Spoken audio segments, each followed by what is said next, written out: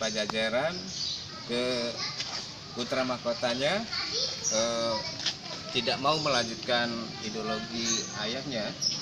Kalau seandainya beliau wafat, beliau itu dapat hidayah ketemu sama Rasulullah dalam mimpi 3 malam berturut-turut, bahwa beliau mengucapkan, wahai pemuda, kamu masuklah Islam.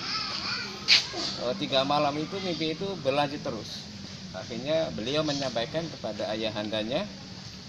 Akhirnya ayahandanya gemetar dan merasa ketakutan dengan penyampaian mimpi tersebut. Akhirnya intinya tidak setuju. Beliau putra mahkota akhirnya terusir dalam kerajaan.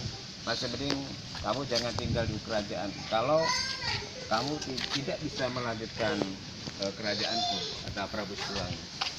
Jadi tinggal di sini dan beliau belajar Islam sampai dewasa. Beliau sampai melanjutkan penyebaran Islam secara awal, secara kelembagaan. Walaupun ada Syekh Kuro, Syekh Dadul Kafi, tapi tidak bersifat universal. Yang bersifat universal dalam arti kelembagaan kerajaan, ya putra mahkotanya itu Pangeran Cakrabuana, yang merubah ideologi ayahandanya atau kerajaan Pajajaran menjadi Islam. Itu beliau. Di sini letak perubahannya. Ini dibikin pada tahun 1369. 1369. Ya, dibikin oleh putra mahkotanya itu. Makanya beliau keluar dari kerajaan tanpa membawa operasional, membawa harta, membawa apa-apa. Mereka dengan baju apa yang dia pakai. Makanya beliau menciptakan batu karang. Segala sesuatu bukan karena modal, bukan karena apa-apa, tekad bulat itu. Makanya simbolnya batu karang. Ambisi yang lebih kuat itu adalah niat dan tekadnya itu. Makanya menciptakan untuk menceritakan dan untuk membentuk kepada generasinya itu haruslah punya jiwa dan mental seperti karang. Makanya batu karang ini yang menciptakan Pangeran Cakrabuana atau putra mahkota Prabu Siliwangi sebagai ornamen batik Cirebon sama megamendungnya oleh Sunan Gunung Jati. Tapi ini bukan yang ini ya, udah ada pembaharuan, inovasi ya. Kalau secara pembaharuan, dulu itu letak di sini itu cuma bangunan ini.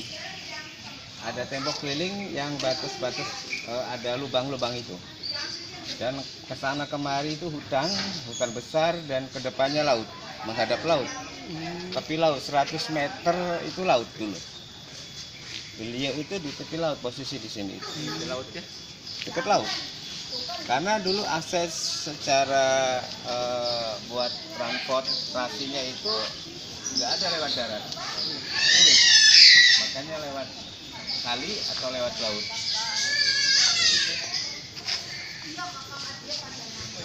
Berarti batu karang baru ya?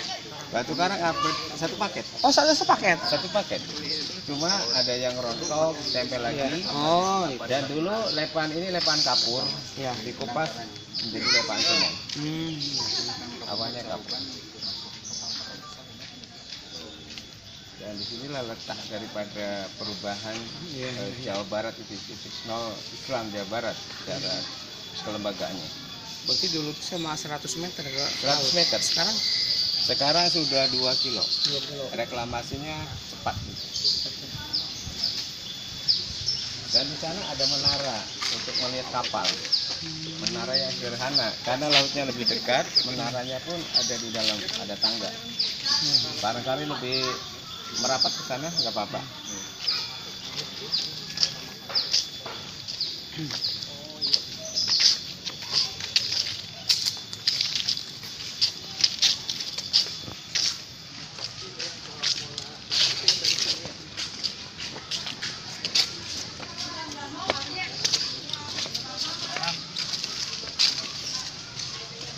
Menaranya. Melihat kapal itu dari sini, karena tepi laut ini ya. Di laut ini. Benar-benar reklamasinya cepat di Cirebon itu, makanya pelabuhan dulu itu pelabuhan yang dalam. Kapal-kapal Cina, kapal Eropa, kapal Arab itu nyampe ke tepi karena lautnya dalam. Dan mungkin salah satu ada karang dulu itu. Kapal-kapal besar, makanya Cepuan mati secara pelabuhannya.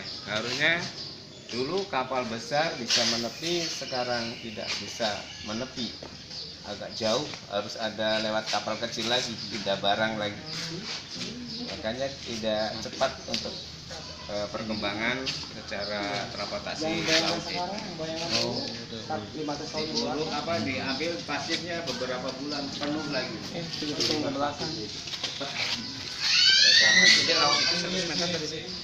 Ya harus air dan membawa pasir gitu. Ini udah dulu Pak. Ini abad ke-14, 1369. Ini satu paket. Berubah ya. Hanya perubahan ini akan ini kan ya. Dulu lepaan kapur dikupas menjadi lepaan semen. Tidak berubah ini konstruksinya, cuma Pundak-pundaknya begini. pundak-pundaknya seperti ini. Cuma bahan aja yang ini ya. Cuma lepaan aja yang berubah. Dan Ya, tempat Ini pohon ini ini juga baru. mungkin setelah ada keraton. Kalau pohon yang kunonya ini namanya Dewa Daru. Ini yang ini. Iya, kalau dibakar wangi. Dewa Daru. Cemara ini. Iya. Obat nyamuk. Cemara tapi namanya Dewa Daru. Jenisnya jenis cemara. Dan dari dulu dari abad ke-14. Dan untuk menangkal serangan-serangan energi negatif. Dan kolam pun di mana-mana bangunan pun mesti ada kolam. Satu buat kebutuhan sehari-hari dan buat penyejuk, dan ketiganya buat mengantisipasi energi negatif. Kolam itu.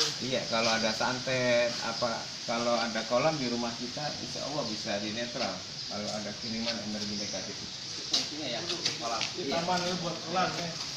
Kalau orang Cirebon menjelaskannya gimana hubungan antara Pangeran Cakrabana, Pangeran Wulang Sungsang